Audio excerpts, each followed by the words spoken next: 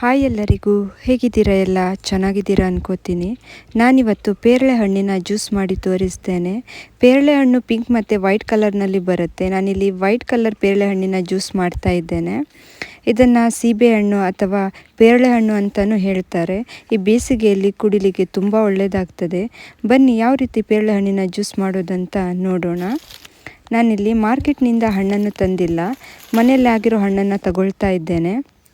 ನಾನಿಲ್ಲಿ 5 ಪೇರಳೆ ಹಣ್ಣನ್ನು ತಗೊಂಡಿದ್ದೇನೆ. ಪೇರಳೆ ಹಣ್ಣಿನ ಜ್ಯೂಸ್ ಮಾಡಿ ಇದರಲ್ಲೇ ಸರ್ವ್ ಮಾಡ್ತೀನಿ.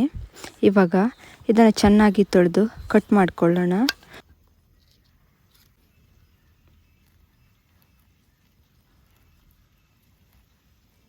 ಜ್ಯೂಸ್ ಮಾಡಲಿಕ್ಕೆ ಇದರ ಒಳಗೆ ಇರುವ ಪಲ್ಪನ್ನು ತೆಗಿತಾ ಇದ್ದೇನೆ. ಪೇರಳೆ ಹಣ್ಣನ್ನು ಹಾಗೆಯೇ ತಿನ್ಬೋದು, ಆದರೆ ಒಂದು ಸಲ ಈ ಥರ ಟ್ರೈ ಮಾಡಿ, ತುಂಬ ಒಳ್ಳೆಯದಾಗ್ತದೆ. ನೋಡಿ, ಈ ಥರ ತೆಗಿಬೇಕು.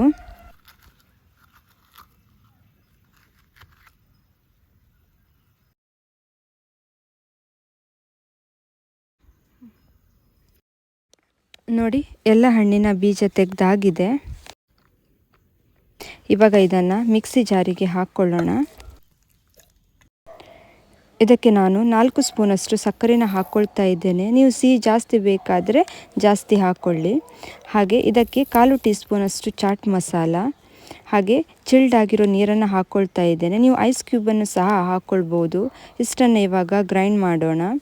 ಇವಾಗ ಸರ್ವ್ ಮಾಡಲಿಕ್ಕೆ ಒಂದು ಪ್ಲೇಟ್ಗೆ 1/2 ಟೀ ಸ್ಪೂನಷ್ಟು ಉಪ್ಪು, ಹಾಗೆ 1 ಟೀ ಸ್ಪೂನಷ್ಟು ಚಿಲ್ಲಿ ಪೌಡರ್ ಇಷ್ಟನ್ನು ಹಾಕಿ ಚೆನ್ನಾಗಿ ಮಿಕ್ಸ್ ಮಾಡಿ. ಇವಾಗ ಪೇರಳೆ ಹಣ್ಣನ್ನು ಈ ಥರ ಮಾಡಿ ನೋಡಿ, ನೋಡಲಿಕ್ಕೆ ಒಳ್ಳೆ ಕಾಣ್ತದೆ. ಈ ಥರ ಮಾಡಿದರೆ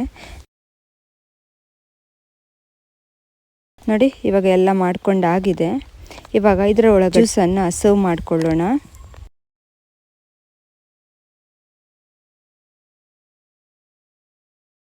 ಈ ಬೇಸಿಗೆಯಲ್ಲಿ ಕೋಲ್ಡ್ ಕುಡಿಲಿಕ್ಕೆ ತುಂಬ ಒಳ್ಳೆಯದಾಗ್ತದೆ. ನೋಡಿ, ಸೂಪರ್ ಆ್ಯಂಡ್ ಟೇಸ್ಟಿಯಾದ ಪೇರಳೆ ಹಣ್ಣಿನ ಜ್ಯೂಸ್ ರೆಡಿಯಾಗಿದೆ. ನೋಡಲಿಕ್ಕೆ ಕಲರ್ಫುಲ್ ಆಗಿ ತುಂಬ ಒಳ್ಳೆ ಕಾಣ್ತಾ ಇದೆ. ಟೇಸ್ಟ್ ಕೂಡ ತುಂಬ ಚೆನ್ನಾಗಿದೆ. ಮಕ್ಕಳಿಗೆ ಈ ಥರ ಮಾಡಿಕೊಡಿ, ತುಂಬ ಒಳ್ಳೆಯದಾಗ್ತದೆ. ಮಕ್ಕಳು ಮಾತ್ರ ಅಲ್ಲ, ದೊಡ್ಡವರು ಕೂಡ ಇದನ್ನು ಕುಡಿಬೋದು. ತುಂಬ ಟೇಸ್ಟಿಯಾಗಿದೆ.